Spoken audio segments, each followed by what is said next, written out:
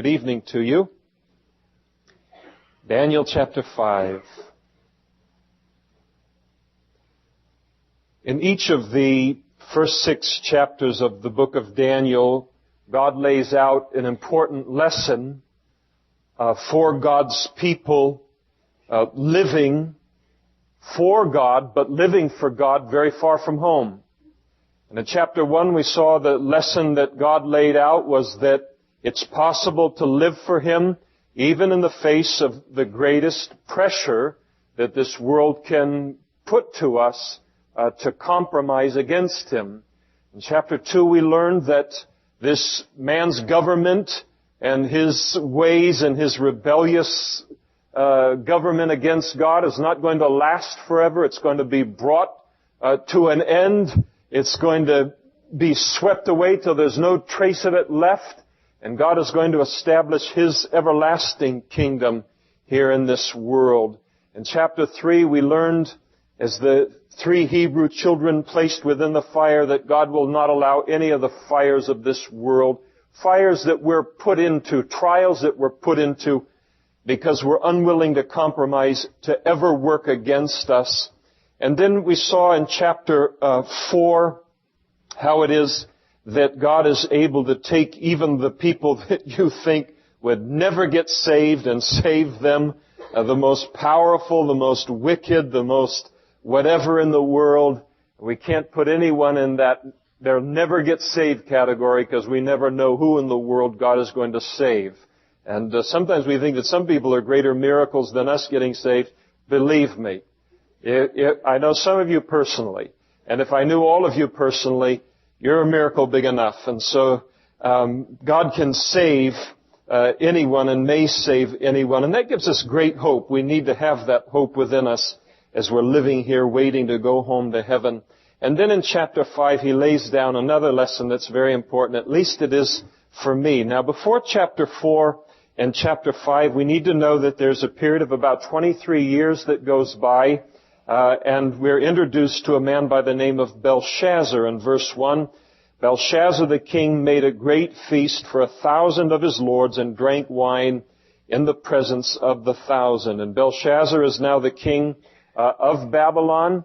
He is the grandson of Nebuchadnezzar. Nebuchadnezzar has died and gone the way of all flesh. And there was a whole series of assassinations and all following Nebuchadnezzar's death as there were struggles for the throne and power for the throne. Ultimately, there was a man by the name of Nabonidus. He took over the reign. He was married to one of Nebuchadnezzar's daughters. He was an interesting man. Here he is, the possibility of being the king, and he was technically the king over this Babylonian empire. But he wasn't too hip to the Babylonian premier god, Marduk, and so he didn't like that. He liked the god of the sun, which was the god, or the moon god, and that god's name was, interestingly enough, Sin. And so he wanted to give himself to that. Always be careful about gods that are called Sin. But anyway, he was a historian. He was an archaeologist, and he just didn't have it in him to make a bunch of decisions. He wasn't an administrator. He didn't want to rule over an empire and be in on a bunch of board meetings the rest of his life. He liked history. He liked archaeology. And so he gave himself to those things, and he made his son kind of a co-regent and let him crunch the numbers and all that kind of stuff while he went and did what essentially amused him most. And so Belshazzar is the grandson by one of Nebuchadnezzar's daughters of Nebuchadnezzar. And all of this is interesting in light of what Jeremiah cried out, the accuracy of Jeremiah's words.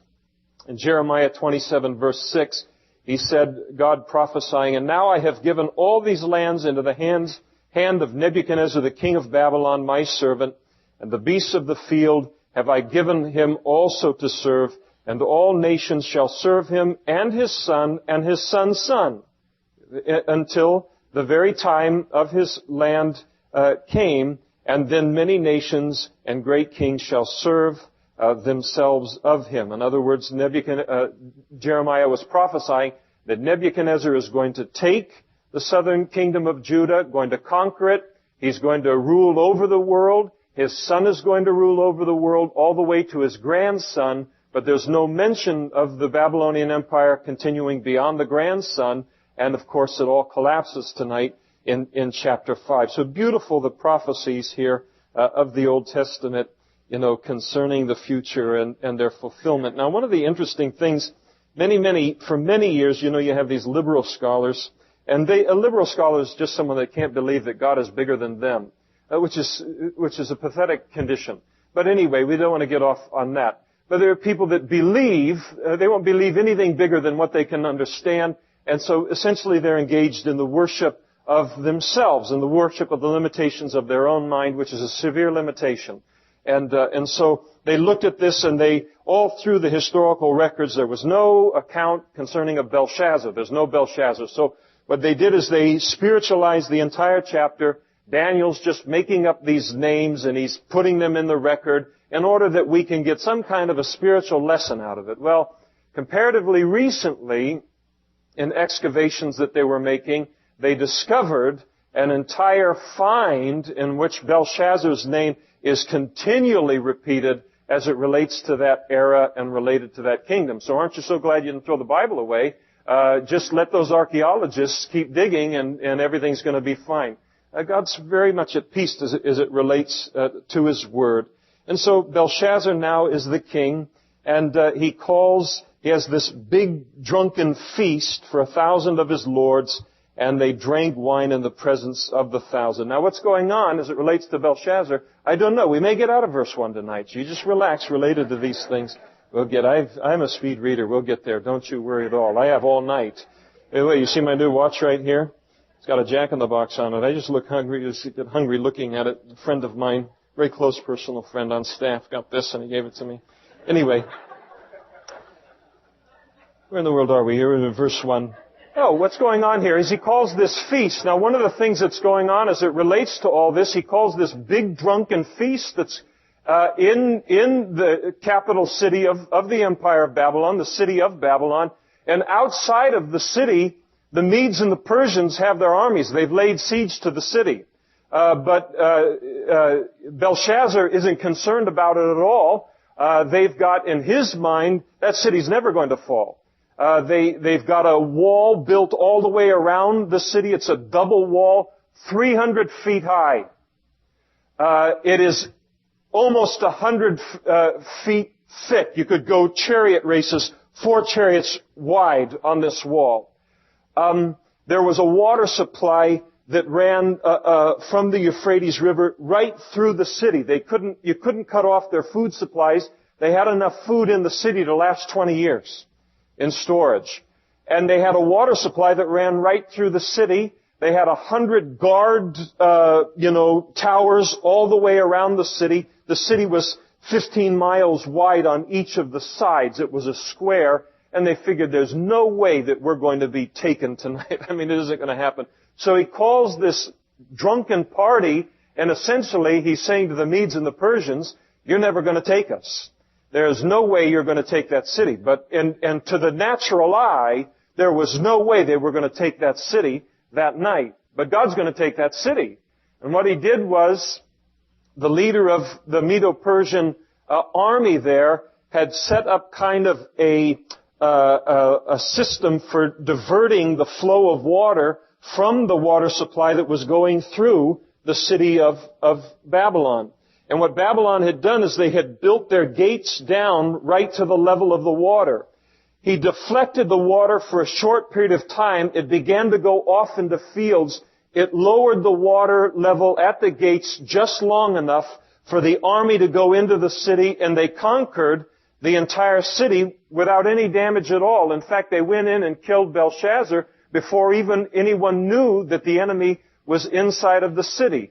So there's a lot of arrogance, there's a lot of pride going on here. There's no belief that this image of the head of gold to be replaced by the shoulders and the chest and the arms of silver, that's ever going to happen, and yet it's going to happen on that night. And so here they are, this pride, and Belshazzar's essentially communicating to everyone. He's just defying him and saying, we're not as scared of you. And so he's got this testimony to his pride. He's brought in all of his lords, 1,000, sets of adoring eyes, just to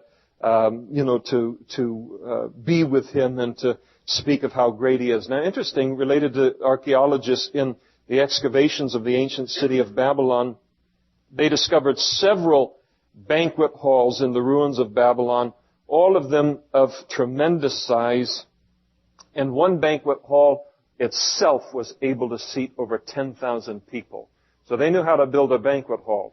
That might be nicer than what some of us are living in. But anyway, that's what they're doing. So they're in this big fancy place that they're in, and he's drinking wine with all of his lords, and they're drinking themselves drunk, essentially. And while he tasted the wine, Belshazzar gave the command to bring the gold and silver vessels which his father Nebuchadnezzar had taken from the temple, God's temple, the God of the Bible, Jehovah Yahweh, to take these silver and gold vessels, which is father, and the word father in the Hebrew, and in the Aramaic here, it carries with it the idea of an ancestor, so it can mean grandfather also, which his grandfather Nebuchadnezzar had taken from the temple which had been in Jerusalem, that the king and his lords, his wives, and his concubines might drink from them. And so he's drinking all of this wine, and as they're all getting drunk on this wine, one of the things that drunkenness does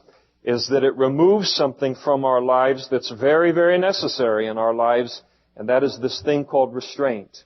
And he's a proud man, he's an arrogant man, he is a blasphemous man, and he needs all the restraint he can have. And yet now in his drunkenness, he begins to do things that Nebuchadnezzar never even dreamed of doing. In his worst condition, he never dreamed of ever touching those holy vessels that had been brought from Jerusalem into Babylon.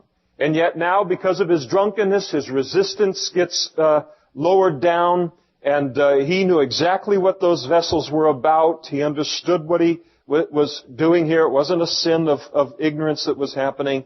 And so he says, as he's drunken, he says, let's bring out those golden and silver vessels now that we might drink from those. And drunks often say things that while they're drunk that they would never say if they weren't drunk. It gives them a kind of a foolish bravery, and that's what he's getting here. So here he begins his whole wild party, and he's communicating a message to the armies outside. We're not afraid of you. And now, as he gets more and more drunk, now he's going to take on God. That's a bad idea, but he decides he's going to do it. And he's essentially saying to God, we're not afraid of you either. We'll bring in his vessels, we'll bring in these vessels of gold and silver, and we'll drink of them here in this, drunken and probably an orgy kind of a thing going on, and everything that was happening here. And so he wants to take the Lord on. Now, those of us who've, been in the study of the Word either here, beginning in the law, and was laid down the dimensions of the tabernacle, the instruments that God wanted in the tabernacle. That tabernacle and all of these vessels that were used, they were pictures of heaven. The temple that Solomon built was built under God's direction. It was given to David, and it's a picture of heaven. And now they're taking this picture of heaven where God rules and where God reigns, and now they're going to take the instruments from it and they're going to bring it into their little party. And the interesting thing is, God's watching all of it. He watches everything that goes on in this world. He watches every single thing that goes on in the world. And so He's watching this whole trip that's happening here. And as we've gone through the Scriptures, they were supposed to, offer a sacrifice this way, and then this furnishing was only to be used one time a week associated with this offering.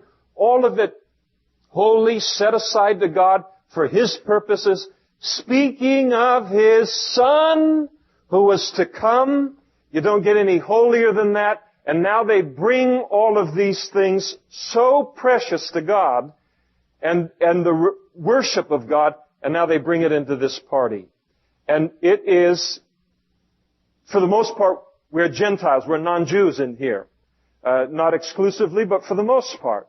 And so, but for the Jewish mind, reading this, those holy implements being brought into that scene, you couldn't do anything more blasphemous. Unless you were receiving funding from the National Endowment for the Arts.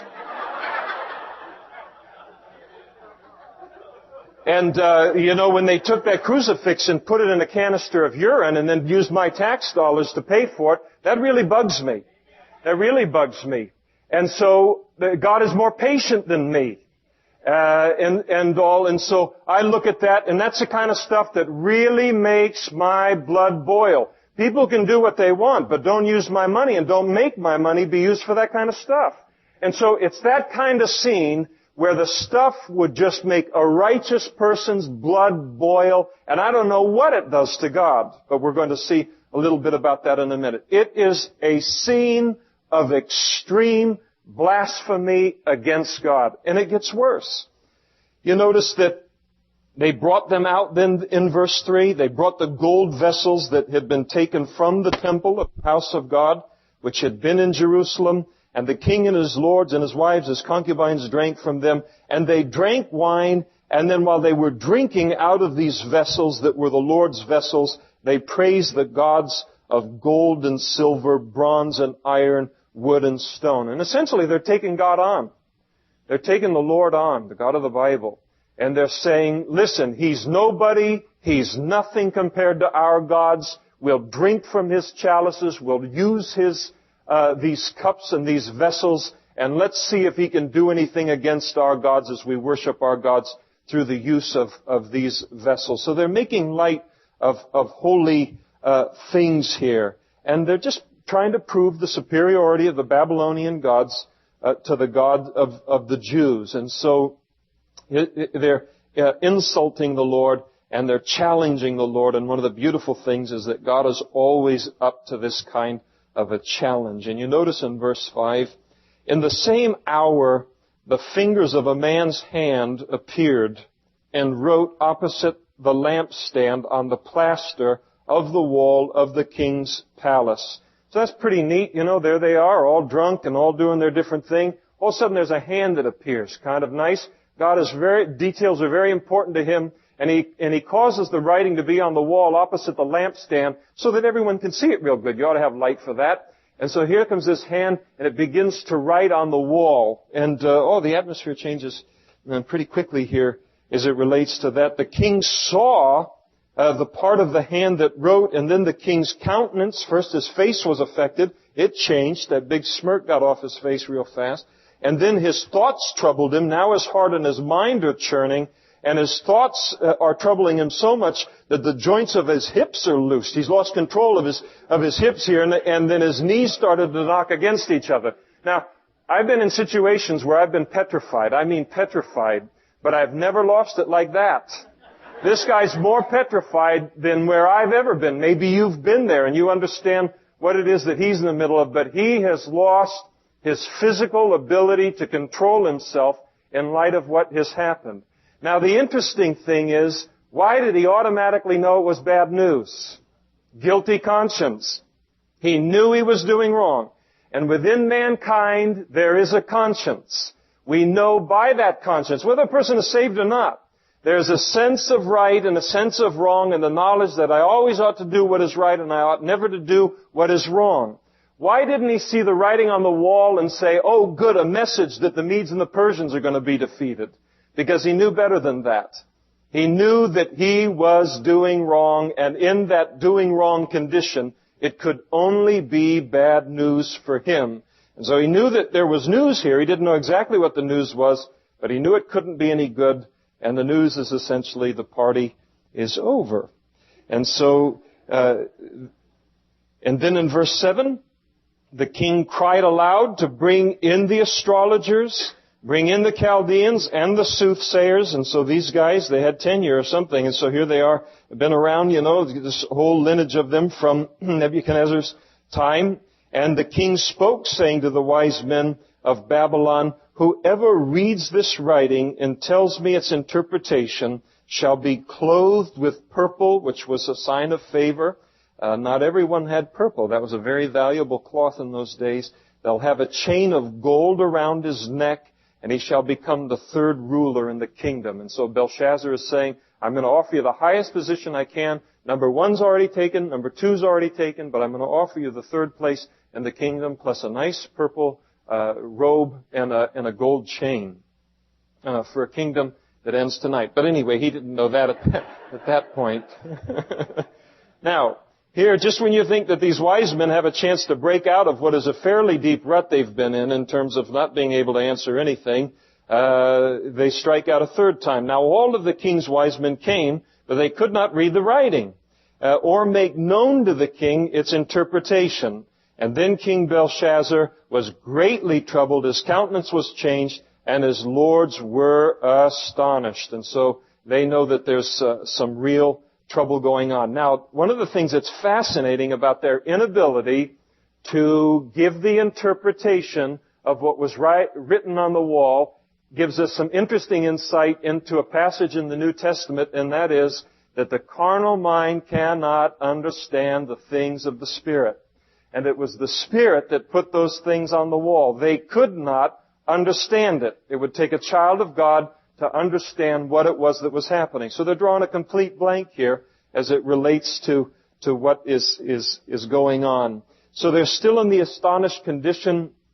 Probably word begins to spread through the palace pretty quickly that this party has gone bad and that there's big trouble in there, starts to filter out, fan out through the palace, and word comes to the queen mother there in verse 10. The queen hears about it, and the queen is probably a reference to one of Nebuchadnezzar's wives who was still living at the time.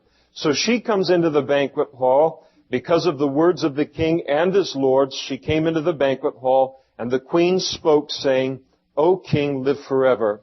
Do not let your thoughts trouble you, nor let your countenance change. There is a man in the kingdom in whom is the Spirit of the Holy God. Now, listen in the next couple of verses to her description of Daniel. What a great reputation to have. And God help us all. There's a man in your kingdom in whom is the Spirit of the Holy God. And in the days of your father, light and understanding and wisdom, like the wisdom of the gods, were found in him. And King Nebuchadnezzar, your father or grandfather, your father the king, made him chief of the magicians, the astrologers, the Chaldeans, and the soothsayers, inasmuch as an excellent spirit, knowledge, and understanding, interpreting of dreams, solving riddles, and explaining enigmas were found in this Daniel, whom the king named Belteshazzar. Now let Daniel be called, and he will give the interpretation. And so here is Daniel now, apparently for a period of at least 23 years. He's been pretty much forgotten. He's doing his job. He's doing his job as unto the Lord, but nobody prizes what he's about anymore. Nebuchadnezzar has died, has gone into anarchy in terms of the fight for the crown and all of that. Nobody cares about him. Nobody considers what he has to say valuable until today. Until today. It's so important as God's people to be ready. You never know. Things come and happen in people's lives that where they're not interested in hearing what you and I have to say for 10 years or 20 years or 30 years, and one day something happens, and all of a sudden you're called for. All of a sudden there's a desire to hear what you have to say by your God. And the important thing is to stay in that place of being used by the Lord while we wait for that time. So often it's just a matter of waiting.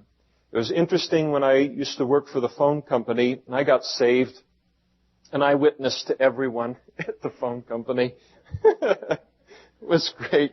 And here I am, this lineman. You have this whole macho thing. You climb poles, and you do these things up there and everything, and you just grunt to one another, and 2 grunts means, get me that. And you have this whole deal on the whole thing. You get your muscles and all that kind of stuff. And so all these things. And here I'm coming from being one of them, and a grunter from way back, and now I know the Lord, and I'm inviting him to concerts and telling him about the Lord and all this kind of stuff. And I'm pretty alone in the yard, after a while. But a few people started to get saved. But what was interesting to me over the long haul was when I would get paired up with people, not everyone, for sure not everyone, but I would get paired up to work with different people, or people would seek me out later when something began to happen with one of their kids or in their marriage or something like that. And they'd never seek me out in the yard. Hey, I want to talk to you about Christ, Damian. It's never anything like that. It'd be some quiet little thing where they'd get you away. And the importance of just being ready. God brings people to that place. And the key, as it relates to what God is trying to do, is not only to bring them to that place, but then to have us, by His grace, to be ready when He does. And not just off doing our own thing because we think they're never going to listen to us. Our responsibility is to be ready. And Daniel was ready. And Daniel then, verse 13, was brought in before the king. And the king spoke and said to Daniel, "Are you that Daniel who is one of the captives from Judah, whom my father the king brought from Judah? I have heard of you that the Spirit of God is in you, and that light and understanding and excellent wisdom are found in you.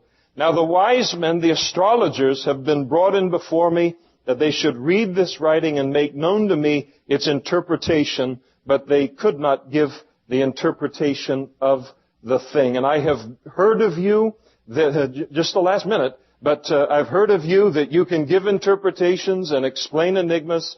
And now if you can read the writing and make known to me its interpretation, you shall be clothed with purple." This sounds like Monty Hall, doesn't it? "And you'll have a chain of gold around your neck, and you'll be the third ruler in the kingdom." And so Belshazzar offers Daniel the same reward. And then Daniel answered and said to the king, "Let your gifts be for yourself and give your rewards to another." In other words, keep it. Keep it.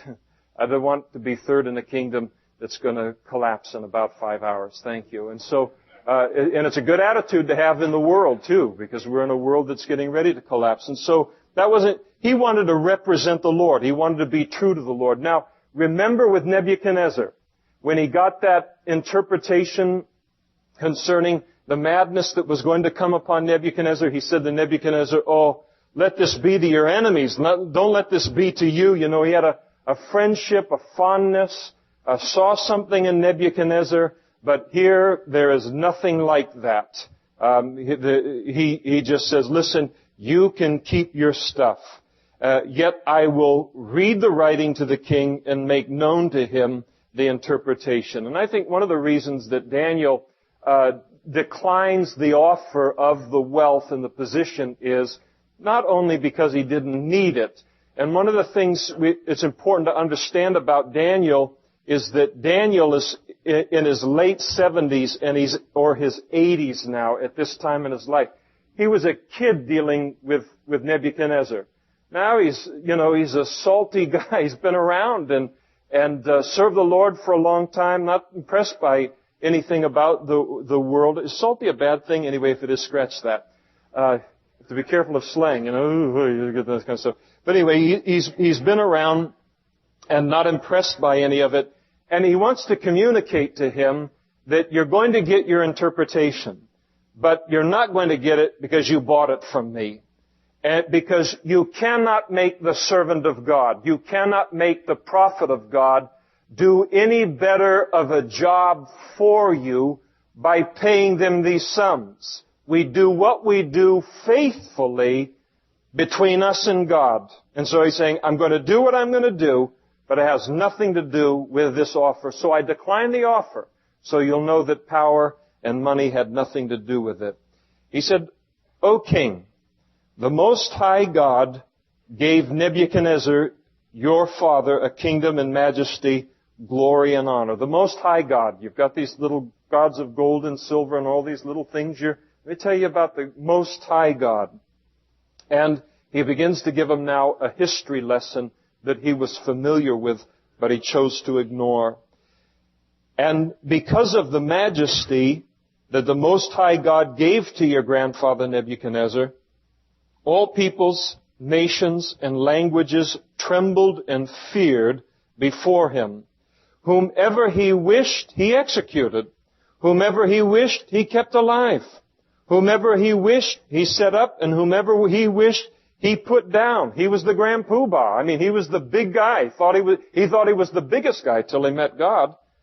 But when his heart was lifted up in pride, and his spirit was hardened in pride, he was deposed from his kingly throne, and they took, that is the watchers, his glory from him.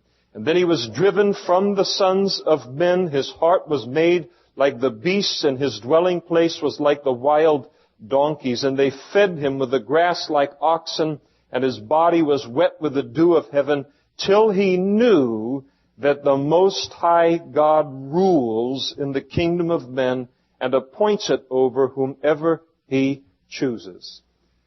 Belshazzar, your grandfather learned a lesson, and he learned it the hard way so that you wouldn't need to learn it the hard way.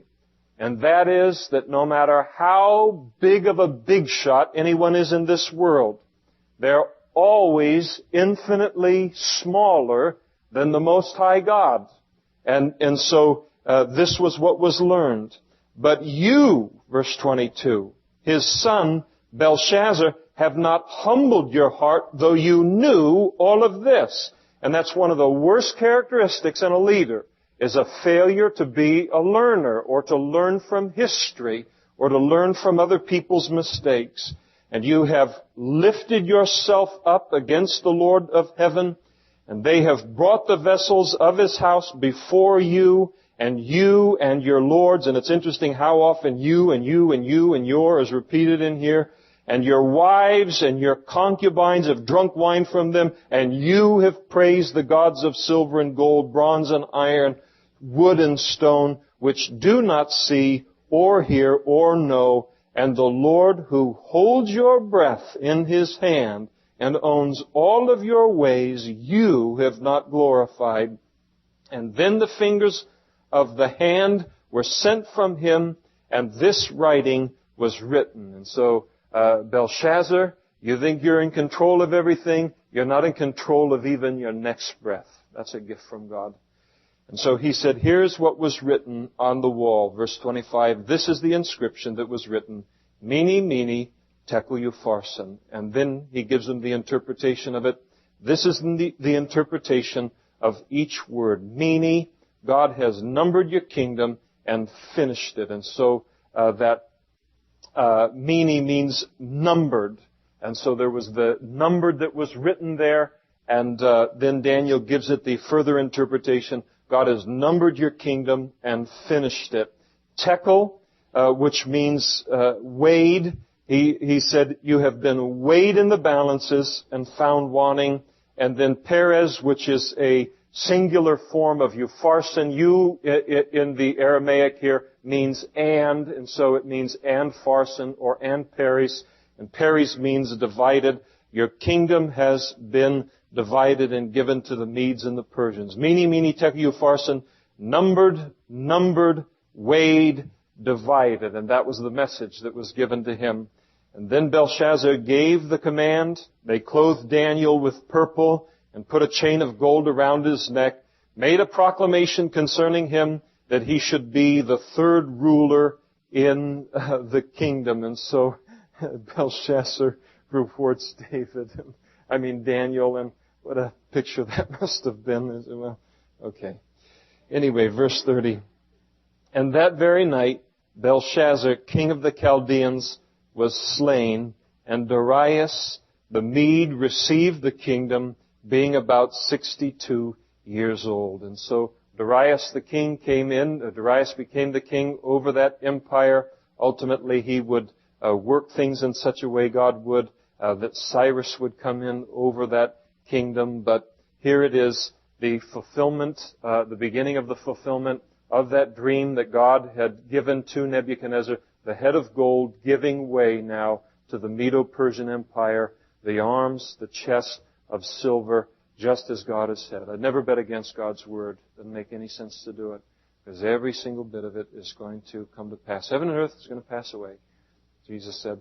His Word is never going to pass away. And so on that night, we're told by the historians that they made their way in the way that they did by lowering the canal that went through the city, and they took the city. And the interesting thing is that because Belshazzar and his father, who was off doing different things, were worshiping other gods than were predominantly worshipped in the city of Babylon, and because of their debauchery and because of a lot of other things, the people actually cheered when they were taken by the Medes and the Persians. And so I don't know how well that goes in the polls, but that was what happened there. They were happy to be rid of those guys. And so what do we learn here in chapter 5? I think the supreme lesson that we learn in chapter 5 is that God is able to defend Himself. I don't know about anybody else, but I need to remember that. That God is able to defend Himself. Remember Peter, on the morning that Jesus was crucified there in the Garden of Gethsemane, they come to arrest Jesus. What does he do? He pulls a sword out and he begins to flail with that sword, and he's going to defend Jesus. He's going to defend God. And the most that he was able to do was he took off the one ear of the servant of the high priest. And so here he is. He's not very good at this. Remember, he's a fisherman. And so he's flailing this thing around. He's going to defend God, and all of a sudden he goes out there and he says, so there's an ear. And he just goes in, and so this ear goes to the ground. And I don't know if the whole place kind of just froze there with that ear on the ground, but I do know that Jesus noticed what was going on here. And Jesus looks over at Peter and in essence says, what are you doing? You're creating work for me here. And he takes the ear and he heals the Malchus, the servant of the high priest, heals him related to the ear. And prior to doing that, Jesus said to Peter, don't you understand that at my word, 12 legions of angels could be here. A legion is 6,000. He said, don't you understand? At my word, 72,000 angels could be on this scene. It's not out of control, Peter. You think it's out of control, but it's not out of control. And Peter, what could I do more? And it's interesting, you take those 72,000 angels, and then on one night, one angel killed 180,000 Assyrians in the Old Testament. You multiply those two numbers, and you get an idea. Jesus was not in trouble. He wasn't in trouble. You add to that the fact that Jesus had told Peter and the disciples everything that was going to happen.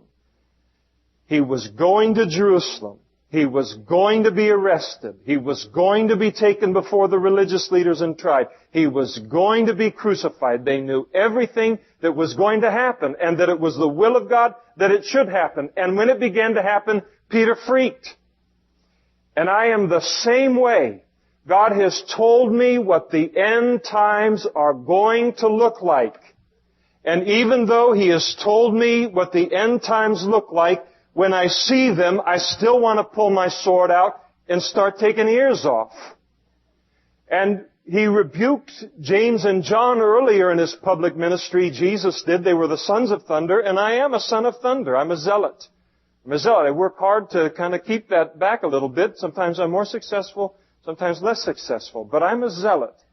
And zealot, that's not a virtue. That's something that has some good aspects to it, but there's some bad ones too. So they wanted to go up through the area of Samaria there, and one of the cities there wouldn't allow Jesus to stay in there and all. And James and John come back to Jesus, and they said, listen, they're not even going to let us go through there, not going to let us stay there. Shall we call fire down from heaven and consume them?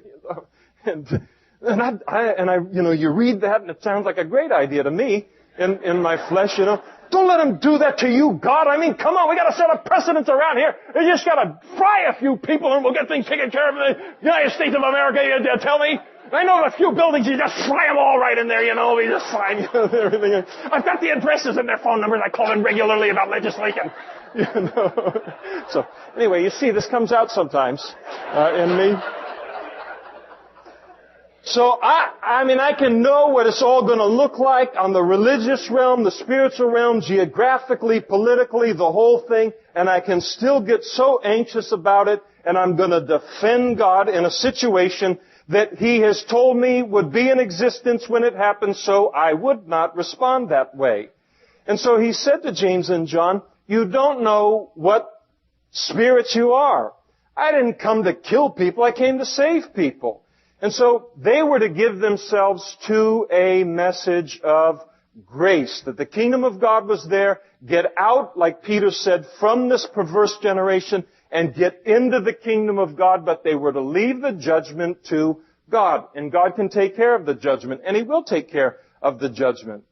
Now, the Bible teaches that we are to be salt and light in this world.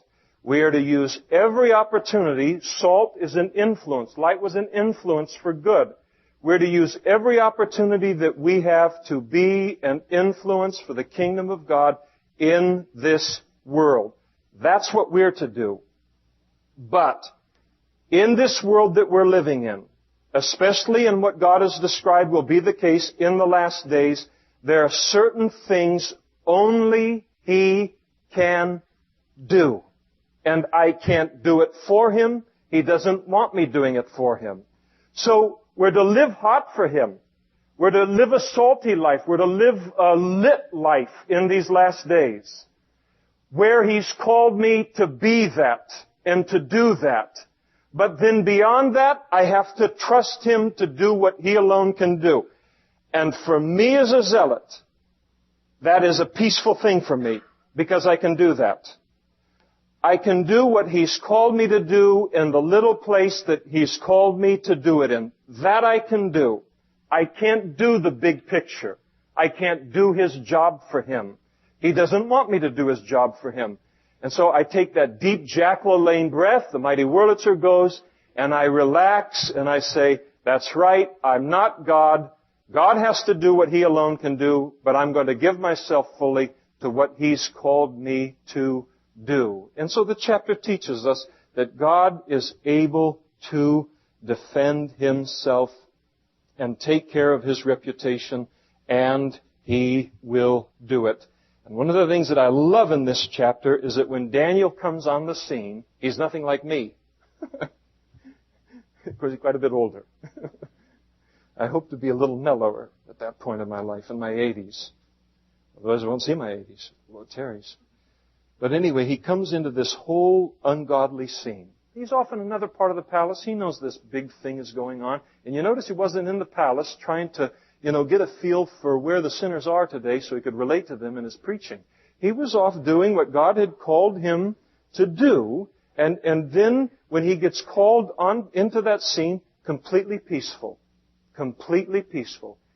He did what God had called him to do in that situation. He spoke for God, but it was up to God to fulfill His word. And up to God to take care of this broad, extreme wickedness of Babylon. And so that beautiful peace, there's that balance, isn't there? There's that place where we look and we say, yes, I want to be salt and light, but then there's that realization, I need to do that where God has put me, and do that to the fullest. And some of you are involved in some very interesting realms. You're involved in political things for the glory of God and social things for the glory of God. All of us in a spiritual sense for the glory of God. These different things that God has you.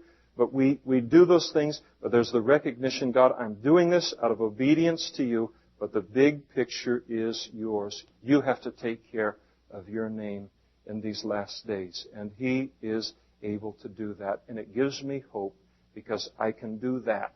I can't do the other thing. So a beautiful, beautiful lesson here of Daniel chapter 5.